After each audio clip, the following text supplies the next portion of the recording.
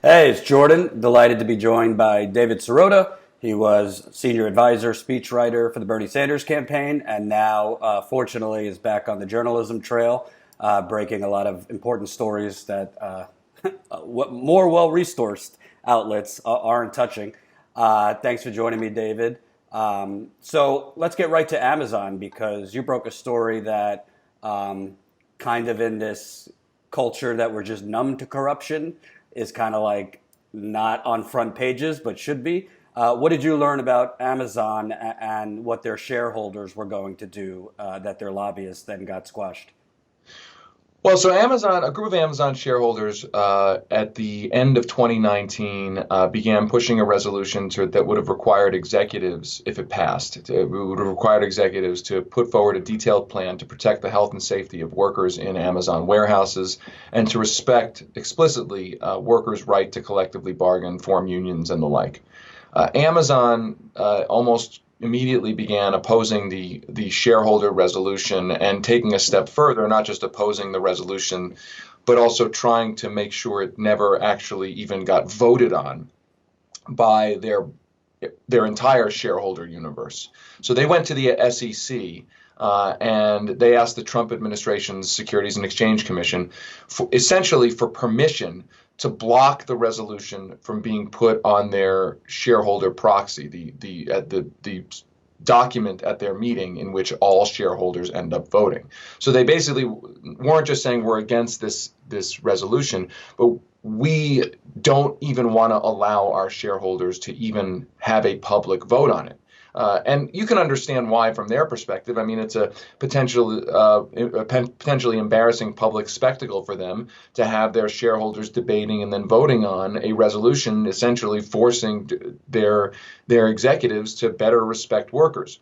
The Trump administration, in the middle of the pandemic, in late March, came back to Amazon and approved Amazon blocking a vote on this shareholder resolution. So again, the takeaway is that when you look back now, you see that Amazon didn't want to have a debate and a discussion and a vote about a plan to better protect workers' health and safety. And the Trump administration, in the middle of a pandemic where Amazon workers are saying they are not being kept safe at work, Trump's SEC agreed to help Amazon and block a vote on that resolution in the middle of this disaster.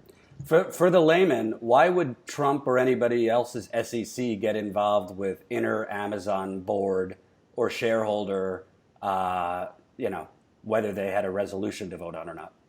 So this is a pretty standard corporate practice. It's called a request for a no action letter. And what companies typically do is if they don't want to have a debate on a shareholder resolution, they go to the SEC and they say, we want a letter from you, or at least an assurance from you, the SEC, that you will not hold us accountable or punish us for blocking a vote on this or that resolution. They're looking for a essentially legal cover so that if shareholders come back and say, we're going to sue you for blocking this resolution, the company can say, well, look, we got SEC blessing over here, so we're all fine and good. Now, it's not a binding blessing. A court could still rule that it's outrageous, but that almost never, ever happens. In other words, if you get the SEC's approval to do this, typically that's as far as it goes, and it's over. So the SEC, is in a very powerful role to essentially help companies block their own shareholders from influencing the decisions of the management of the companies that those shareholders actually own. And just like maybe this isn't something you would know, but I mean, it doesn't seem to me like Jeff Bezos is your classic screw workers, while on the other breath, I'm giving $20 million to a charity, or I'm opening a children's hospital wing or whatever for appearances that he's doing good. But I mean, I'm getting DMs all the time from Amazon workers. I've interviewed a few whistleblowers during this pandemic. How expensive would it really be for him to insure PPE? I mean, for him, the world's richest man, the N95 masks, gloves, proper cleaning, compared to the money he gives away to charity. I mean, Robert Kraft, another billionaire who is not on the same level as Jeff Bezos, he flew his plane to China and brought back a lot of PPE for Massachusetts hospitals. Some of that got fed to New York. I mean, what is this about? Is this just the corporate culture of not wanting to move an inch for workers? I mean, I don't know the exact cost estimates. What I can say is we know that Jeff Bezos' own net worth has increased by $24 billion reportedly since the beginning of this crisis. We know that Amazon is doing more business than ever. I mean, we know all those things. I think it's probably a mix of many things. I think it's a mix of, one, that corporations don't like to spend a lot of money on protecting their workers. Workers are treated as expendable and disposable, and especially at companies that don't have unions that can actually have a better, more strength to fight for those workers' rights.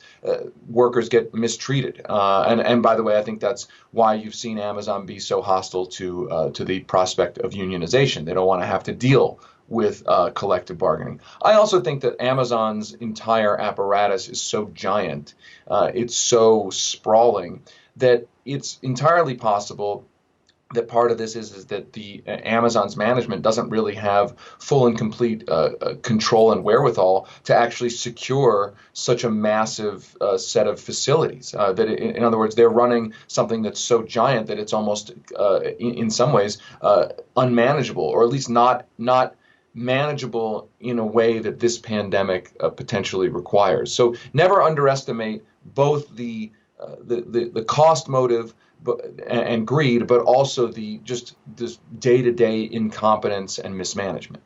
Right. And just today, actually, or yesterday, a VP of Amazon resigned, citing all these whistleblowers that Amazon is trying to threaten, intimidate, which kind of goes to the broader thing you were talking about. They will do whatever they can to squash any type of labor movement against them. Absolutely. And look, the central part of the resolution that we were talking about had explicit language about that Amazon will recognize the right of workers to form unions and to collectively bargain.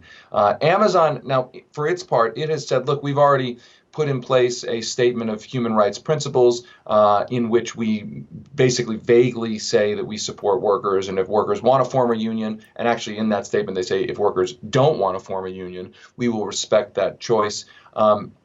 But clearly, the proponents of the shareholder resolution made the case to the SEC that, look, the statement that Amazon has on its website versus what we're pushing, because Amazon was saying, look, the resolution is redundant, so we don't need it. That's why we don't want to put it on our ballot.